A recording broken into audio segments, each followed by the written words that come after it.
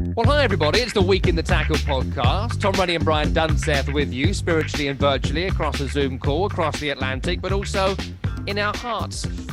We're doing an extra show for you. We're not going to do this every week, but we may well do. I don't know. It depends on Dunny's schedule. We thought on Fridays we could do a little preview of what we're definitely going to be talking about on Tuesday's big show, where, of course, we tackle the week in soccer. But what's going to happen across the weekend? What's going to happen in the forthcoming week? Well, we do definitely know in a feature we're bringing you from today, which is one thing that's definitely going to happen this weekend and one thing that is not going to happen this weekend. So, Dunny, the international break, thankfully, is over. Yep. Give us one thing that is definitely going to happen this weekend. You know, for those that missed Grumpy Pundits on Sirius XM FC channel 157 on Thursday and Fridays is Rennie and Dunny Take America, or we call it Week in the Tackle takeover, if you will, of Grumpy Pundits. Tom Rennie was in a really good mood. Tom Rennie went for a run. Tom Rennie had happiness on his face.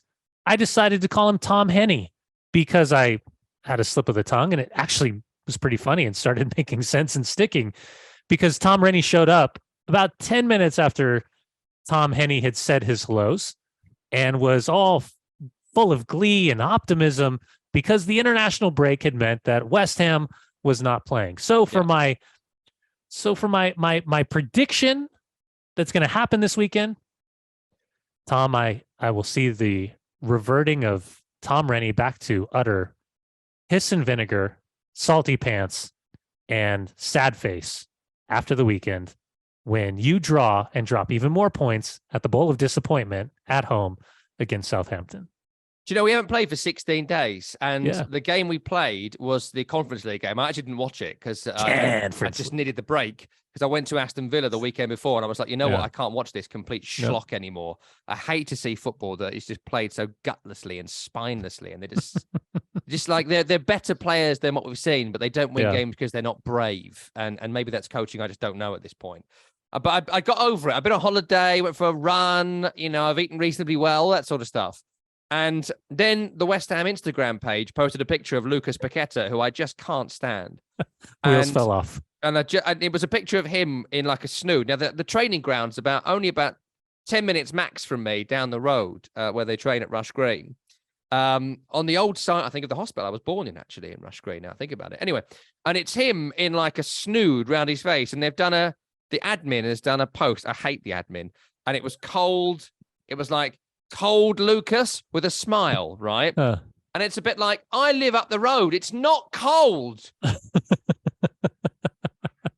It's not cold. So what you're showing me is Lucas Paqueta being so gutless and spineless that he has to wear a snood in T-shirt weather. Just like, no, right? No. What I want to see is him walking out to training in like shorts and a T-shirt, showing me he's got the guts for a relegation battle. Instead, it's all top banter. It's all banter. We're having a bants because he wants to put a scarf on. Or there was one about Declan Rice not having his hair cut during international break. No, guys, you've utterly shanked this season. And I think lack of effort is right up there with bad tactics. A complete lack of endeavour and belief about the way they've played. But the admin's like, we've been 18th for 2.5 weeks. Ha! Cold, Lucas? Are you cold, Lucas? Just wait till you see the Tilo Kehrer post. Oh. So, yes, okay, fair enough. Tom Henny returns this weekend. It's definitely going to happen. For me this weekend, I tell you what's going to happen. I think you're definitely going to see this weekend. I think you're going to see the start of 100% records to the end for the two teams at the top of the Premier League table. I don't see Manchester City dropping a single point from now until the end. I don't see Arsenal dropping a point for the rest of this season from now until the end. Why? Because everything before this point was foreplay. Everything before this point was build up. Everything before this was anticipation. Everything before this was the drums before the bass comes in. And now we're at the point where we're there. We're at peak. We're pinnacle. We're at the chime of New Year on New Year's Eve. We're at the bit where the person whose birthday it is turns up for the surprise party. The stripper is about to jump out of the cake. in Under Siege. We're about to see those two luscious breasts being covered up by Steven Seagal because she doesn't know that Gary Busey and Tommy Lee Jones have taken the ship. You know, that's where we are now.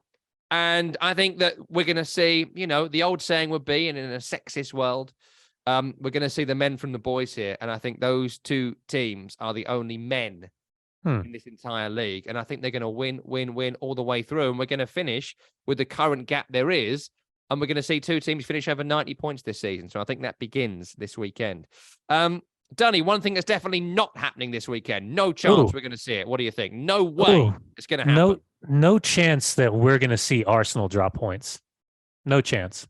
I after being knocked out of Europa League, Aaron Ramsdale getting chipped from midfield, losing in penalties, there's no excuse whatsoever with this run up of Arsenal. And I did the schedule. I got it in front of me. Leeds at home, at Liverpool, at West Ham, home against Southampton, at Man City, home against Chelsea, away against Newcastle, Brighton at home, Forest away. Some big games in there. Big games. No excuses. No excuses for Arsenal. For Mikel Arteta and this group of players that had their wobble into February, early March, to rattle off 6 consecutive games, to go to the international break with the feel-good factor, to come out of the international break and know it's just business time. Business time. No excuse. The pressure is on. They're the best team in the Premier League. They have been the best team in the Premier League, and now they have to prove that they're the best team in the Premier League for these last, 8 or 9 games with no other competitions to distract them. So rest and recovery, full focus, quick turnarounds. They don't have to deal with Champions League, Europa League, Conference League, an FA Cup semifinal. This is Mikel Arteta's time to really, get a tune out of this team the way he has all season long. And whatever the mind games are, whatever the psychological things are that he has to do to make sure that this team is firing on all cylinders, he's got to do it, because there's no reason why Arsenal should not win this Premier League title this season. Now, this weekend in the Premier League, there are so many games with something on the line. The game I'm working on is Chelsea-Aston Villa. Probably the only mid-table nonsense game of the entire weekend. But the good news is I'm also going to be working Monday Night Football on Everton against Tottenham Hotspur. Plus, for my sins, I am going to West Ham, Southampton on Sunday as a fan. But the one thing you're not going to see this weekend, and I guarantee you this, you are not going to see a single minute of actual football in the game between Everton and Tottenham Hotspur. That's something I'll guarantee you right now. Everton do 2 things under Dyche. Number 1, the beep test. Run. Number 2, corners. So beep test and corners. Number 2, corners. Christian Stellini is not going to come in and be like, you know what? I feel like I'm the new Bielsa. No. I don't think that's going to be Stellini's vibe. I think he's going to come in, he looks a little bit like someone who you're like, it's a wedding today, right? Could you have maybe had a shower? So he looks a little bit like someone who's just kind of wandering off the street and taking over Tottenham Hotspur temporarily. And he's basically going to do Conte light, as he did during the weeks that he was in charge without Conte. So it's still low block / sit deep, depending on how old you are. It's still try and get corners yourself and cross it to Harry Kane. And if you score a goal, that's it. Game over. Game over, man. 75 minutes defending. Game over. So you're going to see corners, beat tests, and absolutely no entertainment in the game on Monday Night Football, Everton against Tottenham. That's something you're definitely not going to see. Before today's Friday show, we also asked for a few questions on the social media. Our producer, Mr. Tim Horsey, has been collating a couple of questions. We thought 2 would be enough to ask us. So Danny, what have the Week in the Tackle audience got for us? Well, my name's not Dunny. My name is Tim. But did I say Dunny? You did say Dunny. Yeah. That's okay. I was like, that's okay. I don't have a question. I don't have a listener question. Well, we're not going to cut it out. So let me just do it again. Sorry, Danny. Get out, Tim. What you got for us? And now he has to make a note to edit that out while also reading questions. Here he goes. So we're going to do this. When we do this Friday episode, we are going to list kind of, try and get some questions for you. You can also send us questions via Spotify on our Spotify page as well. If you want to comment on our YouTube page at Week in the Tackle, you can do it on Apple Podcasts as well. We have a significant number of avenues for you to ask Tom and Dunny some questions. But I'm pulling these right from Twitter here. This one comes from Eric, listener Eric. He said, if you can make one change or clarification to the laws of the game, what would it be and why? Tom looks confused, so I'll start with Dunny. Ooh, this is a great question. What am I angry about the most? What am I angry about the most? I would adjust the new language of VAR, and I would take out the clear and obvious mistake, because I think that what we're continuing to see are mistakes being made or judgment calls being made that there's no intervention from the VAR because it falls in the gray area. And we've seen far too many times situations where there's tackles or challenges in the box where a VAR should suggest to the referee that he needs to have another look, because what is happening in real time and at full speed looks different when you have multiple camera angles and you're able to slow it down or speed it up. And this idea more recently, where we have come back and had the conversation, if he calls the penalty, well, there's not a clear and obvious mistake for him, for the VAR to intervene and say, I think you need to take a look. Or if he doesn't make the call, it's not a clear and obvious mistake. He's got a slight touch on the ball, but he did go through him. One of those. So I think for our own sanity, we should take out the language clear and obvious mistake for intervention with VAR and assistant VAR, because I think you could clear up a couple of these instances where then we're just kind of putting our hands up and going, I could kind of see it called any other way, but like it's not overturned because, it's not a clear and obvious mistake. Tim, ask me the question again. Let's go to Eric here. He says, if you could make one change or clarification to the laws of the game, what would it be and why? Because I had two answers for this, but one of them didn't work because I was going to do my calendar thing, so I'm not going to do that. Please don't. No, but that's coming back. That's coming back a lot over the next few years, so get used to it. It's going to get refined and refined and refined until someone actually does it. The one thing I would change is get rid of substitutions. I think it's changed the game in such a fundamental way from what the game is supposed to be. And I'm happy for the game to be shorter if we have to deal with the calendar issues that I'm not allowed to talk about in today's program. But I hate the fact that one team with their fifth substitute can bring on a £50 million player. And even at the very elite level, the other team can bring on some kid from the youth team who they've got to toss in because they're desperate because somebody's injured. I think it's become about squad hoarding. I think it's become about measuring your dick against the other sovereign wealth funds that own other clubs. And I think it's become a way to stunt careers. There are players now who are going to play a lot less football and be a lot less memorable and do a lot less because they spent their entire career sitting on the bench at Manchester City when they could go and be a star player for Leicester, for example. I mean, some Man City fans don't respect Riyad Mahrez. Whereas if he stayed at Leicester City, he might have had a stadium named after him. And in another era, in my era, that may have happened. So no substitution. That's what I'd do. All right, one more here. I'm going to slightly change this question here from Warren, because he asked, when will we get Dunny and Tom in the booth together to call a game? Hell, it could even be a youth game. I'm going to flip this on its head. And Tom, I'm going to start with you. If you guys had one chance to call one game together, and maybe not the obvious Man United West Ham, unless you want to go there. No. What game would you like to call together and why? Well, firstly, I'll say that we mentioned on Thursday's Grumpy Pundit show that June, I'm off work. I basically don't work that much in June. I don't take any work on in June. And so we're going to see Dunny's MLS schedule. And we could maybe, I mean, I can't get on Apple, of course, because I'm not a celebrity like Dunny, but no, I could we could maybe do a substandard commentary for our Week in the Tackle subscribers on a game that Dunny's not doing potentially or something like that. So we're going to see what the schedule brings us. The game I would like to do,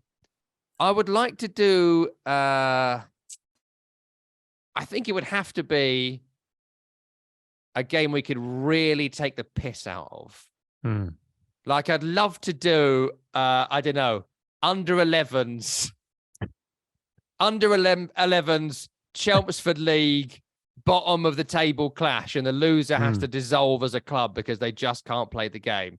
So I one as well where the kids would never know we did it, so we could be really cruel about them. Like, here's little Johnny. He couldn't trap a bag of cement. He's running in the wrong direction. What's he doing? He's got his shorts on back to front. He really wants to be in the basketball class next door. And one kid just like sits down and starts like drawing because they don't want to play. Something like that. So I'd like to do a game with Dunny with disinterested children. That's what I'd like to do. Little Johnny's dad's going to kick the shit out of you. Sorry, Tim. See, this is my fault. I was over in Europe and I could have scheduled a game, and I should have scheduled a game. I should have scheduled a time that I was there over the weekend. I should have been more proactive. I got caught up in living the Barcelona life and going to Girona and going to San Sebastian. And by the time I booked my flights for our family to go to London, we did it midweek. We didn't do it over a weekend. There was only one game, and that was Palace against Man United. I didn't even get to go to that game because I couldn't even get tickets. But Rennie was making it available. Should I have had the opportunity at some point, I'm absolutely going to take advantage of that. What game? You know, who do you hate the most, Rennie? You. Besides me, in Premier League football. Besides him, Premier League football team. Dislike. Oh, I feel like my mortgage depends on me not answering that question. So I will say, it's a West Ham game. West Ham game. Millwall, the big rival was Millwall. Okay, so I would love to do like a Man City Millwall game. I'm a Man United fan. You're a West Ham fan. Yes. It's the two teams like we're not supposed to like at all. And I feel like the critical thinking and approach to the game would actually bleed into some great commentary, some great tactical like conversations, you know, the theoretical conversations surrounding the club, the haves, the have-nots, the spends, all of that. The plastic fans versus like the real fans, the fans inside the stadium versus the fans around the world. I think that would be a really fun game to do. More questions in a future Week in the Tackle Friday podcast. Send them into the various ways Tim described earlier on. You can send us questions directly on social media or the various Week in the Tackle platforms. Before we go, I would like some more reviews as well. We've got some brilliant reviews on Spotify, on YouTube, and on Apple as well. But I wanted to read you this before we go. This is a 5-star review we got this week, right? This is someone who loves the show, right? It's from Sims is Trash on Apple Podcasts, and it came in this week. And again, this person likes our show. Okay, here we go. An English bald vegan with hipster glasses, shocker, and a washed-up US soccer star who's always on vacation. Say sorry, Tim, for an hour and mix in some soccer chat in between. Do you like Real Salt Lake? West Ham? Columbus Crew? No? Well, fair, because no one does. However, you will find yourself rooting for bottom of the league teams after just one episode. My favorite segment is Tim Talks Balls. Not in every episode, but it should be. The guy can talk balls unlike any other. If I haven't sold you yet, they actually do have great soccer knowledge and incredibly entertaining. Like, subscribe, and Venmo Rennie so he can afford his shitty English vegan food. The US men's national team are going to win the 2026 World Cup if you do. That's fucking amazing. Sorry, Tim. Sims, amazing review. We loved it. Write your reviews in, and if you can make it as good as that, we'll read it out on the Friday show. The full Week in the Tackle is on Tuesday, as usual. Subscribe. You can watch the whole thing on YouTube. You name it, it's available for you. Search on the internet. See you next time.